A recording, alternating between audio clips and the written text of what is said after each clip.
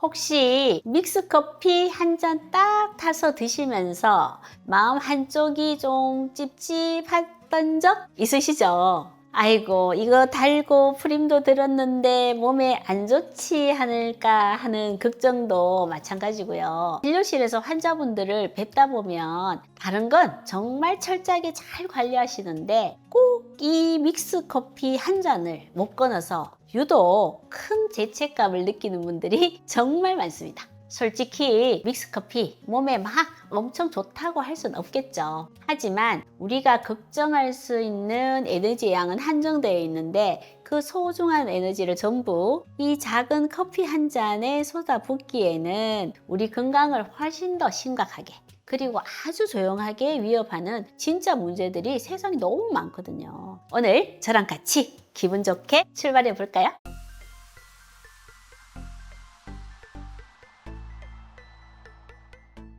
안녕하세요. 건강정보를 분석하고 플랜을 세워드리는 이웃집 닥터 김혜연입니다. 우리가 건강을 챙길 때 가장 중요한 것은 어떤 게 더 급하고 중요한 문제인지를 아는 것, 경중을 가리는 지혜라고 할 수 있죠. 믹스커피 걱정이 어느 정도 무게인지 직접 한번 보세요. 첫 번째, 당분, 액상 과당의 문제입니다.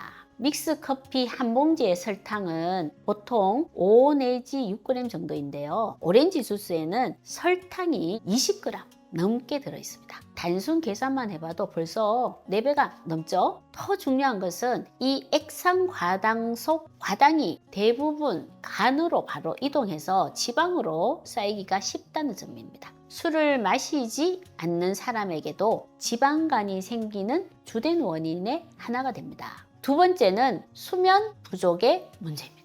연구 결과가 굉장히 흥미로운데요. 건강한 사람은 하룻밤 잠을 설쳤을 때 혈당 조절 능력이 33%나 떨어졌다고 합니다. 이는 6개월간 고지방식을 한 사람보다 혈당 조절 능력이 더 나빠진 수치입니다. 단 하룻밤의 수면 부족이 6개월, 반년의 나쁜 식단만큼이나 큰 부담을 줄 수 있다라는 뜻이죠. 세 번째는 자식 생활의 문제입니다. 저도 여기에서 자유로울 수가 없는데요. 하루에 10시간 이상 앉아서 생활하면 심혈관 질환의 발생 위험이 60%나 높아진다는 연구 결과가 있습니다. 여기서 우리가 주목해야 할 점은 꾸준히 운동을 하는 사람에게도 비슷하게 나타난다는 사실입니다. 하루에 1시간 규칙적으로 운동을 하더라도 나머지 시간 동안 앉아서 발생하는 건강상의 위험을 전부 상쇄하기가 어렵다는 의미입니다.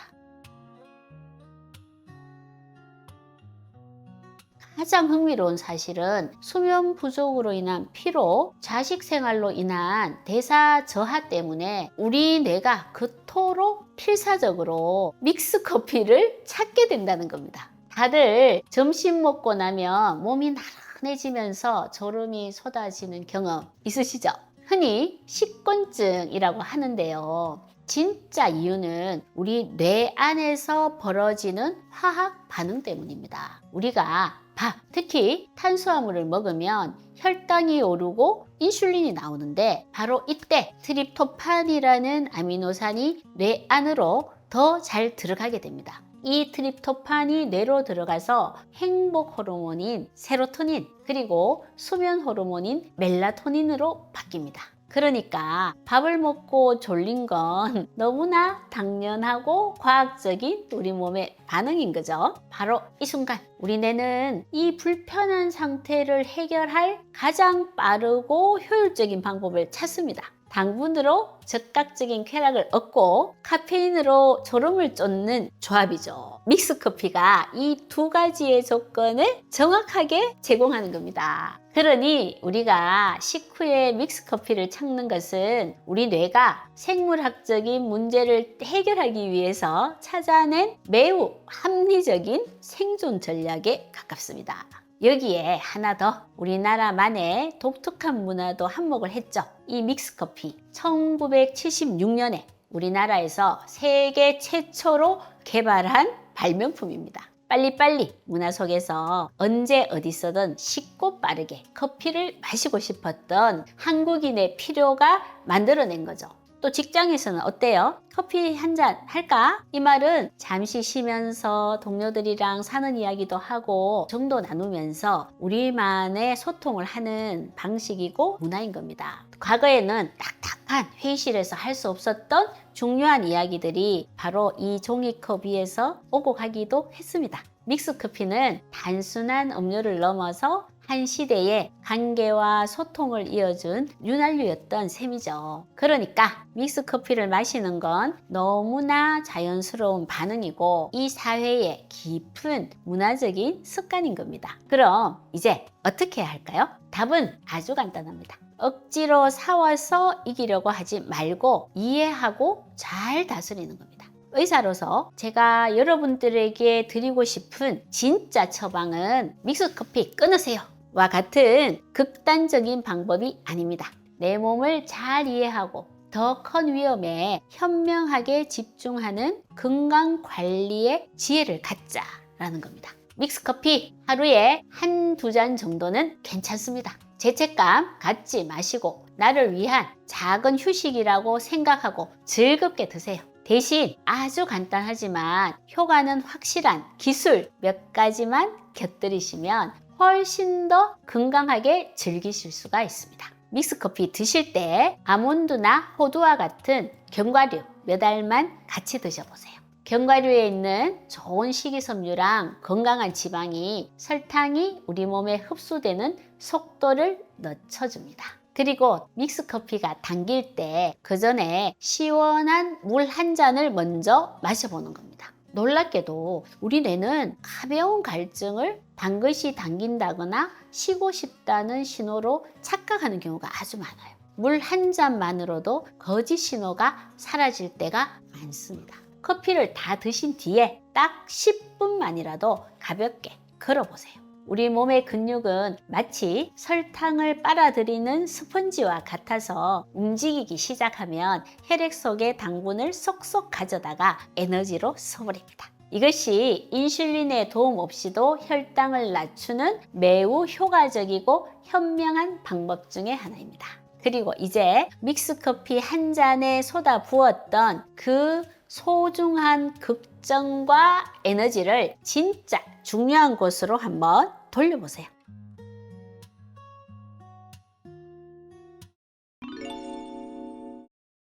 손톱에 검은색 세로줄이 나타나는 걸 흑색 조갑증이라고 부릅니다. 이건 대부분 큰 문제 없는 양성 소견인데요. 하지만 정말 드물게는 조갑파 흑색종이라는 아주 치명적인 피부암의 첫 징후일 수 있습니다. 이 흑색종은 전이도 쉽고 예후가 좋지 않아서 조기에 발견하는 게 정말 중요합니다. 이걸 판단하는 몇 가지 기준이 있습니다. 색소띠의 폭이 3mm 이상으로 넓거나 경계가 좀 불분명하고 비대칭적인 형태를 띌 때가 그렇고요. 또는 하나의 띠 안에서 짙은 갈색과 검은색처럼 여러 가지 색조가 섞여 보일 때도 해당이 됩니다. 시간이 지나면서 이 띠의 폭이나 모양, 색상이 빠르게 변하는 것도 유심히 봐야 해요. 특히 흑침성 징후라는 게 있는데요. 이건 색소 침착이 손톱 주변의 피부, 그러니까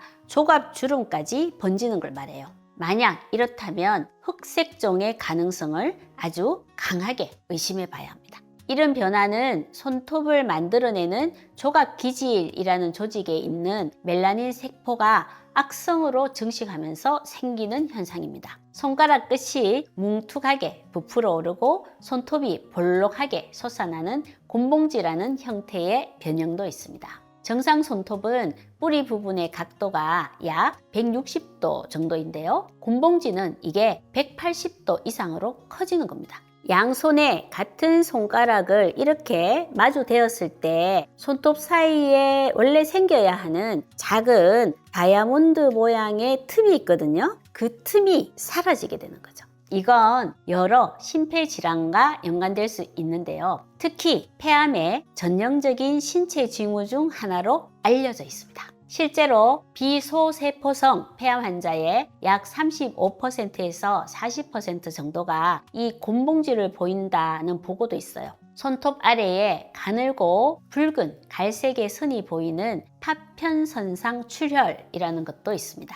다친 기억이 없는데 여러 손톱에서 저절로 나타난다면 세균성 심내막염을 의심해 볼 수 있습니다. 손톱의 색깔 자체가 변하는 경우도 있습니다. 테리 조갑이라는 게 있는데요. 손톱의 대부분이 불투명한 흰색으로 보이고요. 끝부분에만 좁은 분홍색 띠가 남아있는 상태를 말합니다. 만성 간질환, 특히 강경변 환자분들에게서 특징적으로 나타납니다. 린지 조갑 또는 반반 조갑이라고 불리는 것도 있습니다. 손톱의 몸통 쪽 절반은 흰색이고 끝쪽 절반은 붉거나 갈색으로 명확하게 딱 구분되는 특징을 보입니다. 이건 만성 신장 질환과의 관련성이 아주 높다고 알려져 있습니다. 여기까지 들으시면 손톱의 변화가 굉장히 무서운 질병들의 신호일 수 있다는 것을 알 수 있으실 거예요. 하지만 오늘 제가 정말로 말씀드리고 싶은 건 일상적으로 겪는 손톱 문제들이 있잖아요. 손톱이 쉽게 부서지고 갈라지고 얇아지고 변색되는 그런 문제들요. 이런 문제들의 진짜 원인은요. 가장 대표적인 게 화학적 공격인자입니다. 매일 쓰는 주방 세제, 주성분인 계면활성제는 식기에 기름때를 없애기 위해서 물과 기름을 섞이게 만들잖아요. 이 똑같은 원리가 우리 손톱의 보호 장벽에도 손상을 주는 겁니다. 계면활성제가 설거지를 하는 동안에 이 손톱판의 구조적인 결합을 약하게 만드는 거죠. 손톱의 수분 보유 능력이 떨어지고 아주 건조해지면서 쉽게 부서지고 갈라지는 그런 취약한 상태가 되는 겁니다. 네일 리무버, 특히 아세톤을 주성분으로 하는 제품은 손톱에 훨씬 더 강력한 화학적 스트레스를 줍니다. 아세톤은 강력한 용매라서 손톱에 천연 유분이랑 수분을 아주 급격하게 뺏어가요. 특정 약물을 복용하는 게 원인이 되기도 해요. 예를 들어 테트라사이클린 계열의 항생제를 먹고 자외선에 노출이 되면 손톱판이 조갑상에서 분리되는 광조갑 박리증이 생길 수 있습니다. 여드름 치료에 쓰이는 미노사이클린을 오래 복용하면 손톱이나 피부에 청회색 또는 갈색의 색소 침착이 유발될 수 있습니다. 약물 대사산물이 몸속에 철이나 멜라닌과 결합해서 침착되는 것으로 알려져 있습니다. 여기서 중요한 건 화학적, 약물적 요인 때문에 손톱의 방어 체계가 손상이 되면 그 틈으로 2차 감염이 일어날 수 있다는 사실입니다. 손톱이 녹색으로 변하는 녹색 조갑 증후군이라는 것이 있습니다. 이건 녹농균 감염 때문인데요. 하지만 녹농균이 건강한 손톱을 직접 감염시키는 것이 아닙니다. 외상이나 젤 네일이 들뜨면서 손톱판과 조갑상 사이에 미세한 틈이 생기고 그 공간에 물이 들어가면서 주변에 있던 녹농균이 그 기회를 틈타서 증식하는 겁니다. 손발톱 무좀이라고 부르는 조갑백선, 진균 감염도 마찬가지입니다. 발무좀균이 손톱 주변의 미세한 상처를 통해서 침투하거나 직접 전파되면서 시작되는 겁니다. 그렇다면 해결책은 명확해지죠. 우리는 이 공격인자로부터 스스로를 보호할 수 있는 능동적인 방어 시스템을 만들어야 합니다. 가장 강력한 단 하나의 예방책을 꼽으라면 물이나 화학 제품에 손이 닿을 때 일상적으로 보호 장갑을 착용하는 거예요. 화학적 자극이라는 1차 공격을 원천적으로 막아서 손톱이 약해지고 갈라지고 그 틈으로 균이 침투할 수 있는 근본적인 취약성 자체를 제거하는 거죠. 장갑을 선택할 때도 기준이 있는데요. 라텍스 알레르기 위험이 없고 화학물질의 저항성이 좋은 니트릴 소재의 장갑이 권장됩니다. 그리고 만약 15분 이상 오래 작업을 한다면 방수 장갑 안에 얇은 면 장갑을 먼저 끼는 게 아주 중요합니다. 장갑 안에 차는 땀을 흡수해서 손톱이 습기 때문에 불고 약해지는 침면 현상을 막아줍니다. 네일 리무버를 꼭 써야 한다면 손톱의 탈수와 표면 손상을 훨씬 줄일 수 있는 비아세톤 제품을 선택하는 게 차선책이 될 수 있어요. 생물학적 오염을 막기 위한 위생관리도 중요한데요. 핵심은 세척과 건조입니다. 손을 씻을 때는 손가락 끝과 손톱 밑까지 꼼꼼하게 씻어야 하고요. 씻은 후에는 축축한 환경이 남지 않도록 깨끗한 타월로 물기를 완벽하게 제거해야 합니다. 손톱 깎기나 파일 같은 관리 도구들도 감염의 매개체가 될 수 있습니다. 사용하기 전과 후에 비누와 물로 씻은 다음 70% 알코올로 소독하는 게 가장 효과적이고 실용적인 방법입니다. 다른 사람과 같이 쓰는 건 피해야 하고요. 만약 약물 부작용으로 손톱 변화가 의심된다면 가장 중요한 원칙은 임의로 약물 복용을 중단해서는 안 된다는 겁니다. 자칫 기저질환을 악화시킬 수가 있거든요. 반드시 처방한 의사나 약사와 상담해서 적절한 조치를 결정해야 합니다.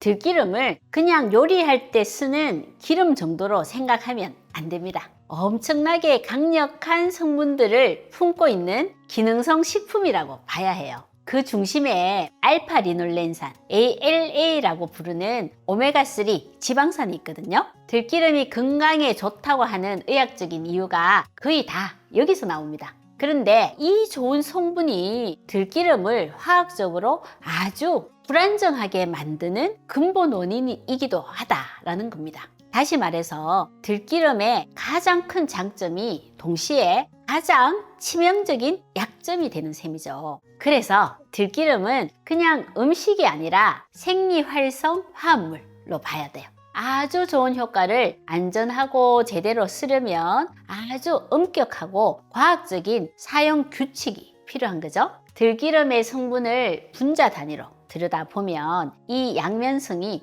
더 확실해져요. 가장 눈에 띄는 건 전체 지방의 60% 이상이 알파리놀렌산, ALA라는 거예요. 참기름에 ALA가 0.7% 정도밖에 안 들어있는 걸 생각하면 현존하는 식물성 기름 중에 제일 높아요. 이 ALA는 우리 몸에서 좋은 일을 하는 핵심 부위인 동시에 빛이나 공기, 열을 만나면 치명적인 산패가 일어나는 취약한 지점이기도 합니다. ALA는 우리 몸이 직접 만들지를 못해요. 그래서 음식으로 먹어줘야 하는 필수 지방산인 거죠. 물론 들기름도 이런 불안정성을 막으려고 스스로 방어 장치를 가지고 있습니다. 대표적인 게 로즈마린산이라는 강력한 폴리페놀 화합물인데요. 몸에 나쁜 활성산소 같은 걸 제거하고 막아줘서 ALA를 보호하는 겁니다. 그리고 비타민 E, 토코페롤도 지방이 산패되는 걸 막아서 ALA를 보호하는 역할을 하죠. 바로 이 지점에서 참기름이랑 결정적인 차이가 생깁니다. 참기름은 세사민 같은 리그난이 워낙 많아서 기름의 산패를 막아주거든요. 그래서 상온에 둬도 괜찮은 겁니다. 하지만 리그난이 적은 들기름을 상온에 둔다 산패를 부추겨서 독성 물질을 만드는 아주 치명적인 실수가 되는 겁니다. 이 성분들이 우리 몸에 들어오면 구체적으로 무슨 일을 할까요? 먼저 심혈관 보호 효과입니다. 우리가 먹은 ALA는 몸 안에서 EPA나 DHA와 같은 오메가3로 바뀌는 재료 역할을 하거든요. 한 가지 짚고 넘어갈 게 있어요.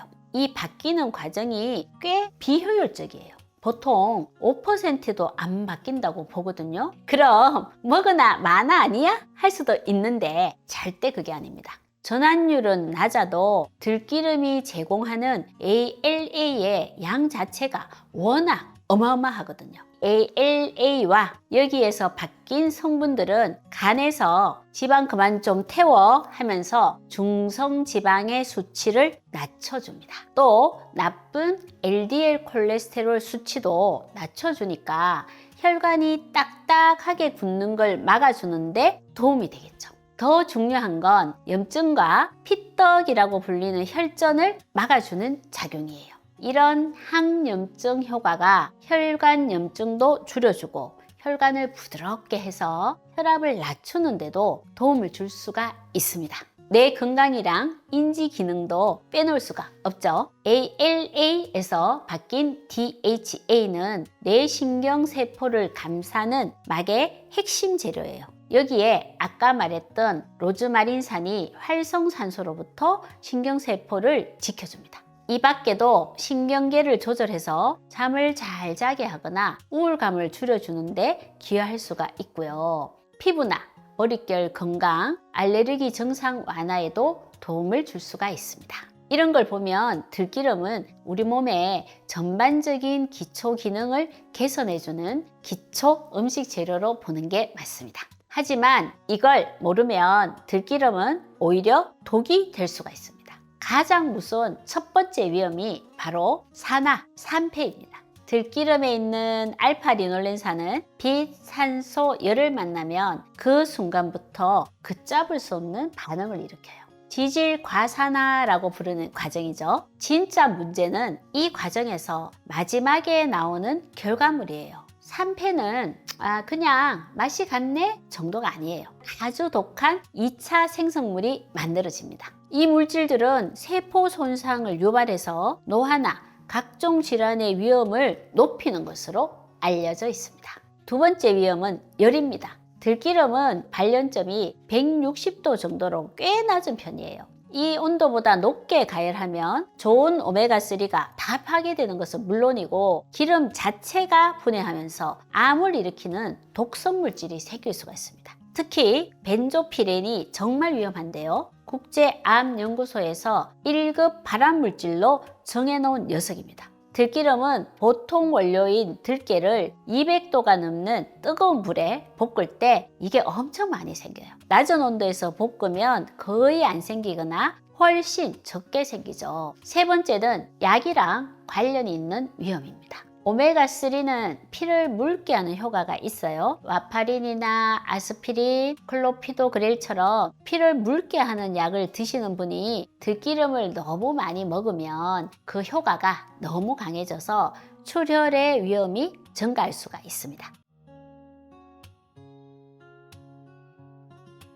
들기름을 어떻게 먹어야 하는지에 대한 아주 명확한 사용 규칙이 나옵니다. 먼저 선택의 규칙입니다. 무조건 냉, 압착, 생 들기름을 고르셔야 합니다. 그래야 열에 약한 ALA나 항산화 물질도 지킬 수가 있고 벤조피렌 걱정도 전혀 없어요. 난 고소한 맛이 좋은데 하시면 볶은 걸 쓰시더라도 반드시 저온 압착 방식으로 만들었는지 확인해 보셔야 합니다. 다음은 보관의 규칙입니다. 들기름은 뚜껑을 따는 순간부터 무조건 4도 이하 냉장고에 넣어야 합니다. 상온에 두는 건 산패되세요 내놓는 거나 마찬가지예요. 빛을 막아주는 어두운 색 유리병에 든 걸 고르시고 공기가 안 통하게 뚜껑은 항상 꽉 닫으셔야 해요. 제일 중요한 건 빨리 먹는 거예요. 작은 병으로 사서 뚜껑을 땄으면 늦어도 한 달 안에는 다 드셔야 합니다. 쩐내가 나거나 냄새가 비리거나 기름이 끈적해졌다? 절대 드시면 안 됩니다. 세 번째는 얼마나 언제 먹느냐의 규칙입니다. 건강 목적으로는 하루에 약 3g, 티스푼 하나면 충분합니다. 칼로리가 높으니까 너무 많이 드실 필요가 없어요. 먹는 시간은 밥 먹고 나서 혹은 밥을 먹을 때 같이 먹는 게 제일 좋습니다. 그래야 음식에 들어있는 지용성 비타민 A, D, E, K의 흡수도 도와주거든요. 마지막으로 요리 규칙입니다. 절대 가열 금지입니다. 들기름의 좋은 성분은 열을 받으면 다 파괴되고 발연점이 넘어가면 독성 물질로 변합니다. 가장 안전한 방법은 반드시 생으로만 먹는 거예요. 비빔밥이나 나물을 무칠 때 마지막에 싹 뿌리거나 샐러드 드레싱 소스로 쓰는 거죠.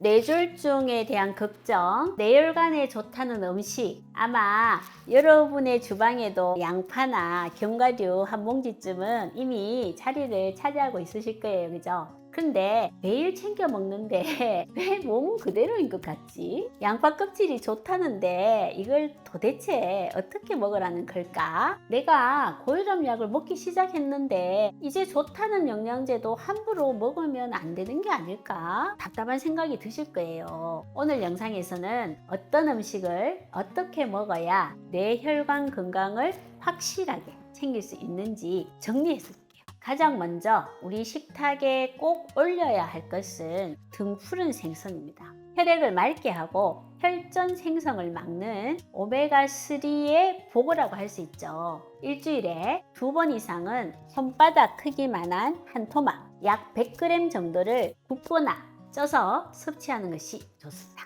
여기서 핵심은 튀기지 않는다입니다. 오메가3 지방산은 영양을 온전히 지키려면 굽거나 찌는 방식이 가장 확실합니다. 그리고 양파 빼놓을 수 없죠. 혈관벽에 나쁜 콜레스테롤이 들러붙는 것을 방해하는 아주 중요한 역할을 하거든요. 매일 중간 크기 반개, 약 100g 이상을 꾸준히 드셔보세요. 미국 텍사스 A&M 대학의 연구 결과를 보면 이렇게 섭취했을 때 좋은 콜레스테롤 HDL의 수치가 30%까지 증가했습니다. 그런데 여기서 우리가 주목할 점이 있습니다. 양파의 핵심 성분인 퀘르세틴은 껍질에 최대 60배나 더 풍부하게 들어있습니다.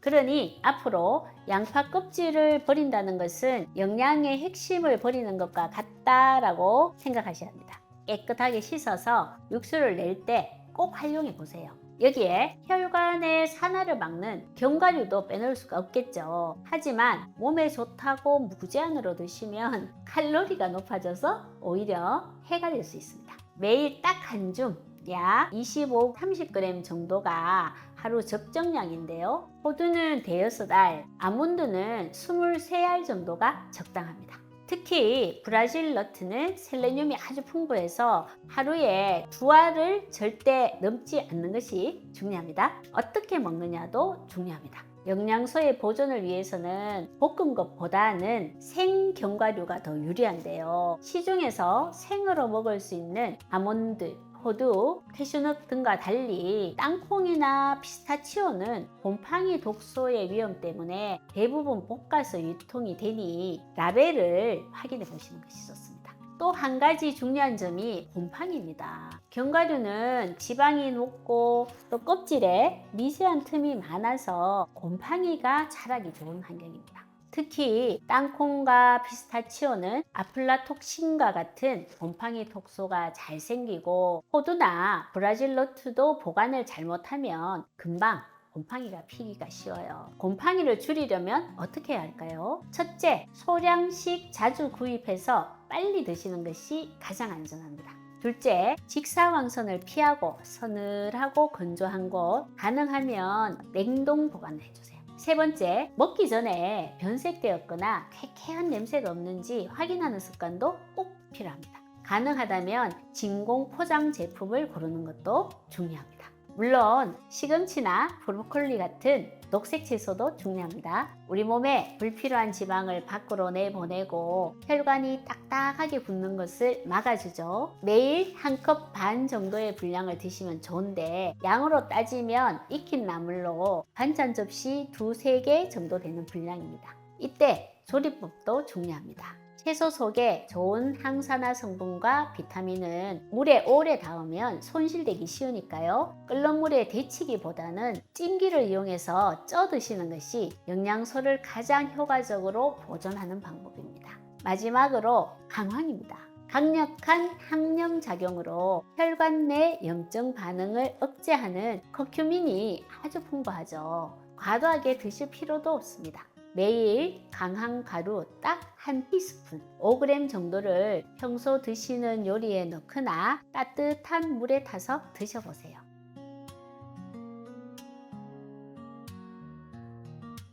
지금부터는 올바른 건강 상식을 알려드리겠습니다. 많은 분들이 콜레스테롤 수치가 정상 범위인데도 뇌졸중으로 쓰러지는 경우를 보셨을 겁니다. 왜일까요? 최신 의학계가 지목하는 진짜 범위는 스몰 덴시티 LDL입니다. 작고 단단한 저밀도 콜레스테롤이라는 뜻인데요. 일반 LDL보다 입자가 훨씬 작고 단단해서 혈관벽을 쉽게 파고들어 염증을 일으키는 훨씬 공격적인 종류의 콜레스테롤이죠. 이 작고 위험한 콜레스테롤을 만드는 주범이 놀랍게도 기름진 삼겹살이 아니라 여러분들이 매일 드시는 흰쌀밥과 빵과 국수였다는 사실입니다. 과도한 정제 탄수화물이 우리 몸의 대사 과정을 교란시켜서 스몰 덴시티 LDL의 비율을 높이는 겁니다. 그리고 고혈압 약에 대한 오해도 바로잡아야 합니다. 한번 시작하면 평생 먹어야 한다는 말은 절반은 맞고 절반은 틀립니다. 약 자체에 의존성이 생기는 건 아니거든요. 고혈압을 올리는 근본 원인, 과체중이나 잘못된 식습관, 운동 부족이 해결되지 않은 채로 남아있기 때문에 약을 중단할 수 없는 것입니다. 만약 여러분이 생활 습관을 교정해서 혈압이 안정적으로 정상 범위에 도달한다면 의사의 판단 하에 약의 용량을 줄이거나 복용을 중단하는 것까지 충분히 가능합니다. 실제로 체중 10kg을 감량하는 것은 혈압약 한 알과 비슷한 수준의 혈압 강화 효과를 가져옵니다. 혹시 고혈압 약이나 고지혈증 약과 같은 만성질환 약을 드시고 계시나요? 아무리 좋은 음식이라도 약과 만나면 예상치 못한 문제를 일으킬 수가 있거든요. 예를 들어 암로디핀의 고혈압 약을 드시는 분이 자몽주스를 마시면 약의 효과가 과도하게 증폭되어서 위험해질 수가 있습니다. 스타틴 계열의 고지혈증 약을 드실 때도 자몽주스는 물론이고 고용량의 나이아신, 즉 비타민 B3 보충제 등 부작용의 위험을 높일 수 있으니 주의해야 합니다.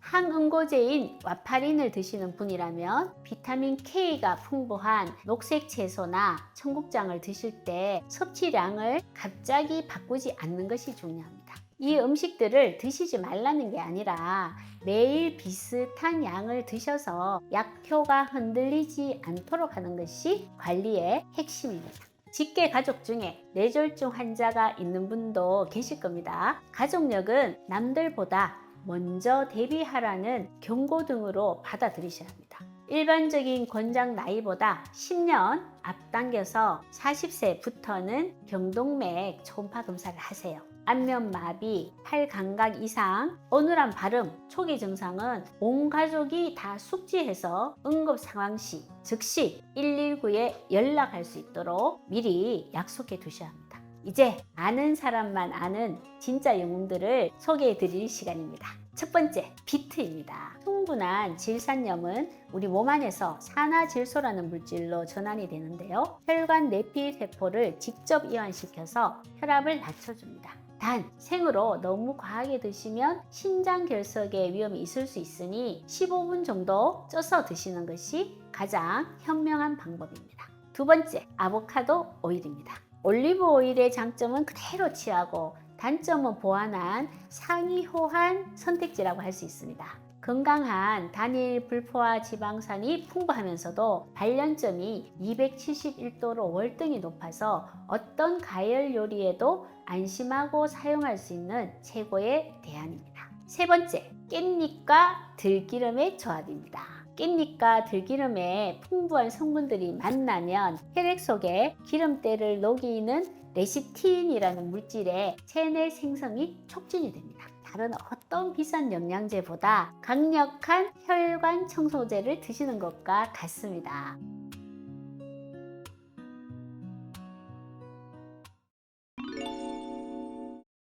귀에서 내 심장 박동 소리가 그대로 들리는 경우가 있는데요. 이건 그냥 단순한 잡음이 아닙니다. 우리 몸의 혈류순환을 조절하는 시스템에 기능적 이상이 생겼다는 신호입니다. 박동성 이명이다 라고 부르는데요. 삐 하고 들리는 일반 이명하고는 근본적으로 다릅니다. 보통 삐 하는 소리에 고주파성 이명을 흔히 경험하시죠. 하지만 박동성 이명은 그것과 다릅니다. 내 심장 박동과 일치하는 쿵쿵 소리가 귀에서 들리는 상태예요. 이건 단순히 뇌가 예민해서 생기는 게 아니라 실제로 몸 안에서 나는 물리적인 소리입니다. 의사가 청진기를 귀 근처에 대면 그 소리를 함께 들을 수가 있습니다. 그래서 객관적 이명이라고도 부르죠. 왜 이런 소리가 날까요? 핵심은 혈액의 흐름입니다. 우리 혈관 속을 흐르는 피는 아주 조용합니다. 층층이 질서정연하게 흐를 때를 층류라고 해요. 하지만 두 가지 조건이 생기면 이 흐름이 깨지는데요. 먼저 혈류의 속도가 너무 빨라질 때, 그리고 혈관이 좁아지거나 구조가 이상하거나 장애물 등이 있을 때입니다. 이때는 피가 서로 부딪히면서 소용돌이 치면서 혼란스러운 상태가 되는데요. 와류, 난류라고 합니다. 이 와류가 혈관벽과 주변 조직을 진동시키는 소리, 그게 바로 박동성 이명입니다. 이 와류를 만드는 구체적인 원인은 뭘까요? 먼저 드물지만 놓치면 위험한 경우입니다. 여기서 중요한 사실을 말씀드릴게요. 지금부터 언급할 원인들은 통계적으로 발생 확률이 매우 낮은 경우입니다. 그럼에도 우리가 이걸 알아야 하는 이유는 박동성 이명이 드물게는 이런 심각한 문제의 첫 번째 신호일 수 있기 때문이에요. 첫 번째, 가장 흔한 건 정맥의 문제입니다. 뇌에서 심장으로 피를 돌려보내는 큰 정맥이 귀의 구조물이랑 너무 가깝게 붙어 있거나 뼈가 비정상적으로 얇아서 소리가 쉽게 전달되는 거예요. 혹은 정맥동에서 비정상적인 개실, 즉 주머니가 생겨서 그 안에서 피가 소용돌이 치기도 하죠. 두 번째, 드물지만 심각한 원인은 동맥 쪽입니다. 뇌로 피를 공급하는 경동맥이 동맥경화로 좁아지면 그 좁은 곳을 피가 고속으로 통과하면서 그친 소리를 내는 거죠. 뇌졸중의 전조 신호일 수 있습니다.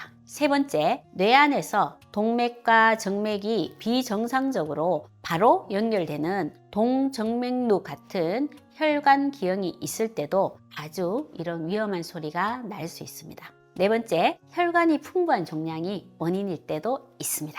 이런 원인들은 이명 소리가 첫 신호일 수 있으므로 절대 관가하면 안 됩니다.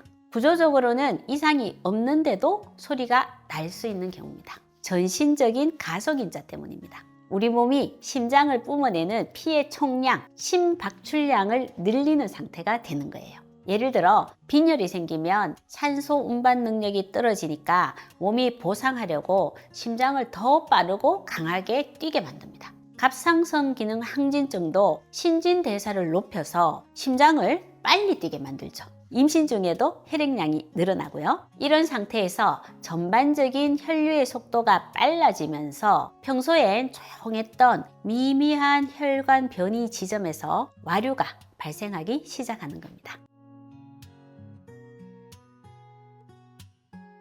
바로 이 지점에서 스트레스가 개입합니다. 지금 말하는 스트레스는 단순히 마음이 예민한 상태가 아닙니다. 기능의학에서는 스트레스를 자율신경계, 호르몬 시스템, 뇌 기능, 신경 전달 물질의 균형을 변화시키는 생리적인 자극을 통틀어서 얘기합니다. 스트레스는 감정뿐만 아니라 뇌와 호르몬, 면역계까지 파급되는 복합 생리 현상입니다. 이런 스트레스는 혈관 구조를 직접 파괴하지는 않지만 이미 존재하던 미세한 불균형을 증폭시켜서 소리가 들리게 만드는 촉진 인자로 작용할 수가 있습니다. 특히 만성 스트레스가 지속이 되면 우리 몸 전체를 조율하는 자율신경계의 균형이 무너지고 그 결과 교감신경이 과도하게 활성이 되고 아드레날린, 코르티솔 같은 스트레스 호르몬의 분비가 증가합니다. 이 상태가 되면 심장은 더 빠르고 강하게 뛰고 말초혈관이 수축하면서 전신의 혈류 속도가 비정상적으로 증가하게 되죠. 결국 평소엔 조용했던 혈관에서도 와류가 발생할 수 있는 조건이 만들어집니다. 이 소리가 정맥에서 나는 소리인지 더 위험할 수 있는 동맥에서 나는 소리인지를 스스로 가늠해 볼 수 있는 예비적인 방법이 하나 있는데요. 경정맥 압박법입니다. 그런데 시작하기 전에 다음에 해당되시는 분들은 절대 이 방법을 따라 하시면 안 됩니다. 먼저 경동맥 질환이 있거나 의심되는 분들입니다. 뇌졸중이나 잠시 마비가 왔었던 일괄성 허혈 발작의 병력이 있는 분들도 해당이 됩니다. 의사에게서 목에 잡음이 들린다라는 말을 들었던 분들도 조심하셔야 합니다. 마지막으로 연세가 있으시거나 고혈압, 동맥경화 진단을 받은 분들입니다. 왜냐하면 목에는 동맥과 정맥이 아주 가까이 붙어 있기 때문에 잘못 누르게 되면 경동맥 속에 있던 찌꺼기가 떨어져 나가서 뇌졸중을 일으킬 수도 있거든요. 그래서 방금 말씀드린 조건에 해당되지 않는 분이라면 앉은 자세에서 조심스럽게 한번 확인해 볼 수 있습니다. 먼저 이명이 들리는 쪽 목을 만져보시는 겁니다. 위치는 귓불과 쇄골 사이, 목의 중간쯤이라고 보시면 됩니다. 이 부분을 가볍게 정말 부드럽게 눌러보시는 거죠. 손가락 밑에서 쿵쿵하고 강한 맥박이 느껴진다면 그건 동맥입니다. 손을 떼서 위치를 옆으로 옮기시면 정맥은 그에 비해서 말랑하고 좀 부드럽게 울려집니다. 10초 정도 가볍게 눌렀을 때 소리가 줄어들거나 사라진다면 정맥성 이명일 가능성이 높습니다. 눌러도 아무 변화가 없다면 동맥 쪽 문제이거나 몸속 더 깊은 곳에 다른 원인이 있을 수 있습니다. 집에서 확인한 결과와는 상관없이 박독성 이명이 들린다면 병원에서 그 원인을 찾는 것이 첫 번째입니다. 병원에 가서는 이 정보를 꼭 말씀해 주시는 게 좋습니다. 의사 선생님이 진단의 방향을 훨씬 바르고 정확하게 잡는데 큰 도움이 됩니다. 만일 검사를 했는데도 뚜렷한 문제가 없는데 소리가 계속 된다면 몸 전체 시스템의 균형이 무너졌다는 신호일 가능성이 큽니다. 그 균형을 회복시키기 위한 구체적인 방법을 말씀드리겠습니다. 먼저 호흡 조절입니다. 4초간 숨을 들이마시고 6초에서 8초 정도 천천히 내쉬면서 부교감의 신경을 켜는 것입니다. 다음으로 수면의 리듬을 복원해야 합니다. 일정한 수면 패턴이 우리 몸의 호르몬 시계를 다시 맞추기 때문입니다. 그리고 가벼운 유산소 운동과 햇볕을 쬐는 것도 중요합니다. 뇌의 스트레스 회로를 진정시켜 주거든요. 장 건강을 잘 관리해야 합니다. 세로토닌이나 가바와 같은 신경 전달 물질의 균형을 회복하는 데 도움이 됩니다. 마지막으로 일상 루틴을 규칙적으로 유지하는 겁니다. 예측 가능한 리듬이 몸의 원래 상태를 되살려줍니다. 신경과 호르몬, 뇌와 장, 시스템 전체에 직접 관여하는 생리학적인 회복 전략입니다.